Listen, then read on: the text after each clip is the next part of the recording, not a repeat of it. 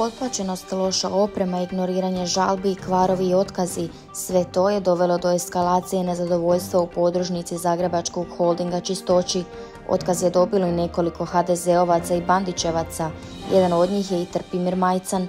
Prvi bunt zbog otkaza dogodio se spontano, kaže nam otvoreno jedan zagrebački HDZ-ovac. Dio naših koji su otpušteni su i dalje poticali obustavu na svim razinama, a Majcan je tu glavni kolovođa, kaže nam sugovornik.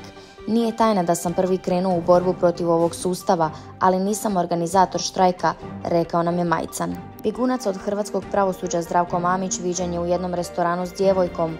O njihovoj se vezi već neko vrijeme šuška po Hercegovini.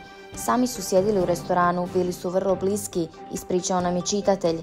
Radi se o Jeleni P. iz Ljubuškog koja je od Mamića mlađa 30 godina. Na dodjeli nagrada koja se upriličila u srijedu, Jelena Rozga pričala je o karijeri, koncertu u Splitu, ali otkrila neke nove detalje iz privatnog života. Novinari su je uhvatili u dobrom raspoloženju, a nije mogla skinuti osmijeh s lica dok je govorila o novoj ljubavi.